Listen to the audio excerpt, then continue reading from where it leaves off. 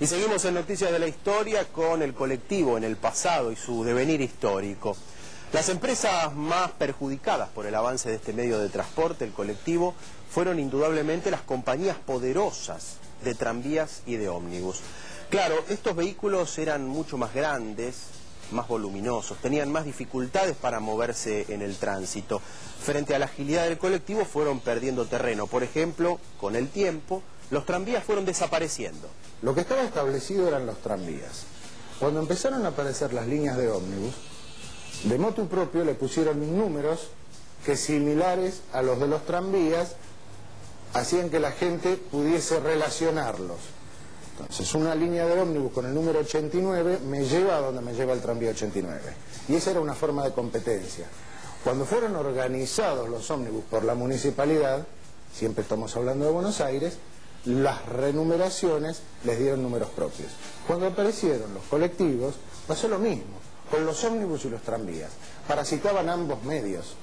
Había, por ejemplo, lo que es la actual línea 33, que desde La Boca, en aquella época no llegaba a Avellaneda, Sarandí, desde La Boca iba hasta Retiro, y como no tenía número, tenían una bandera blanca y verde para que la gente supiera que hacía el mismo recorrido del autobús La Patria, que era blanco y verde.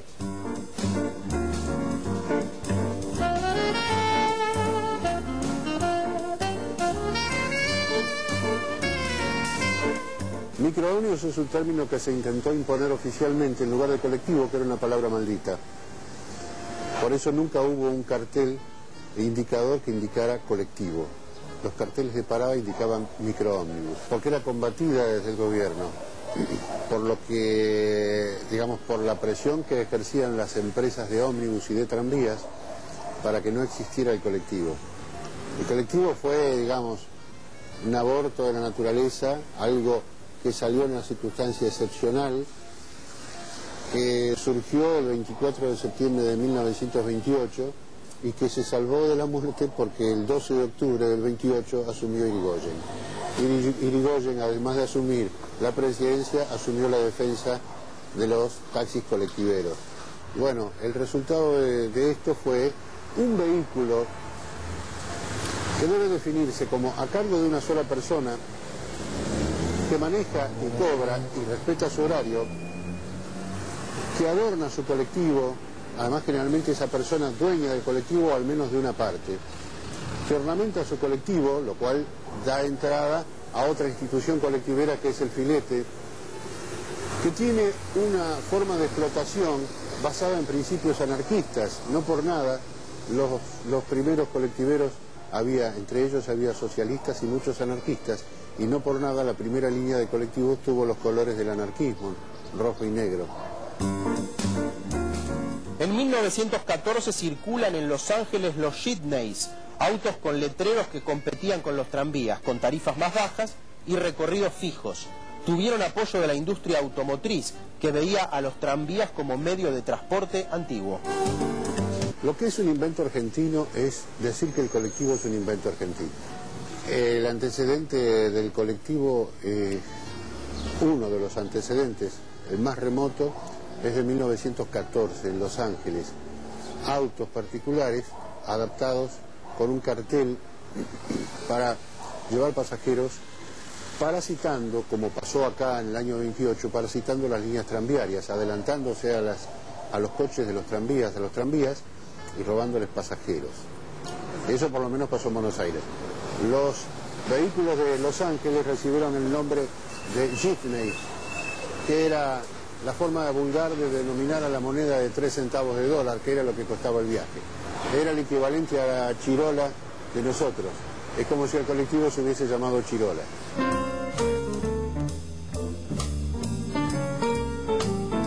Dos paradojas que surgen de la historia del colectivo. Primero, el verdadero colectivo ya no existe.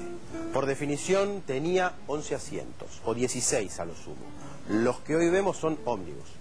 Segunda paradoja, es habitual hablar de la rivalidad entre taxistas y colectiveros en las calles, en la circulación, en el tránsito. Sin embargo, el colectivo y el colectivero son una consecuencia del taxi. La relación entre un ómnibus y un colectivo en cuanto a sus diferencias hoy día no existe.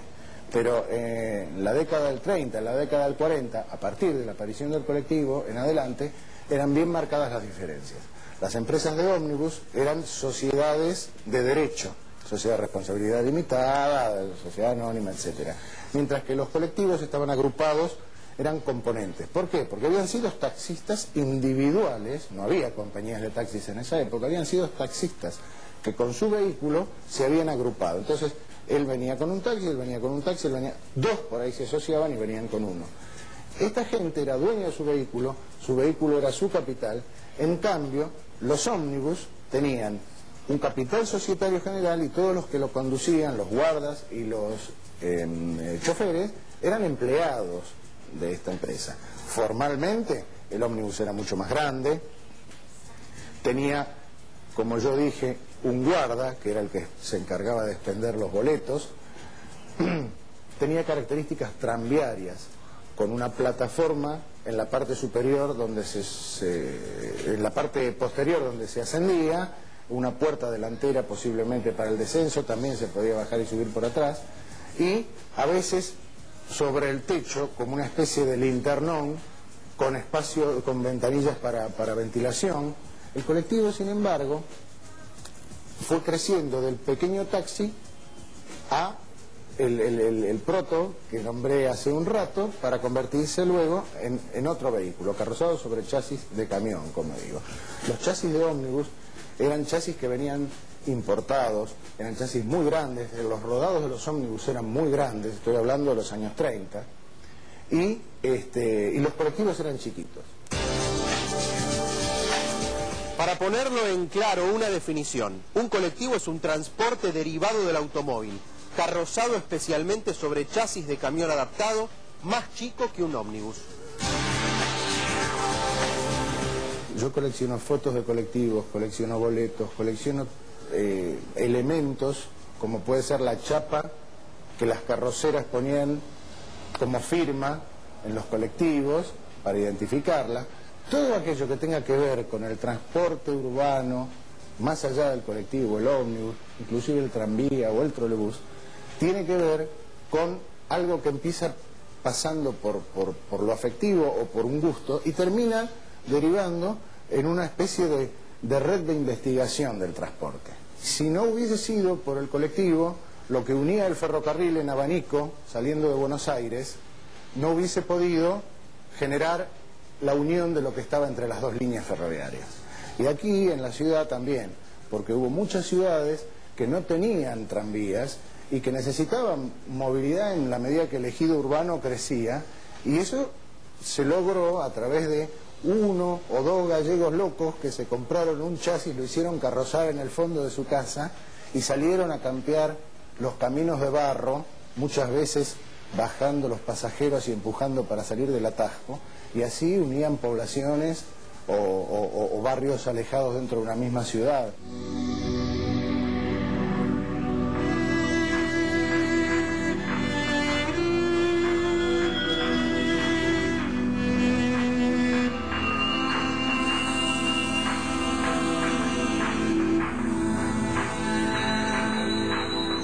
En los Estados Unidos, con su pionera y pujante industria automotriz, circularon mucho tiempo antes que en Buenos Aires autos colectivos, los llamados jitneys en Los Ángeles.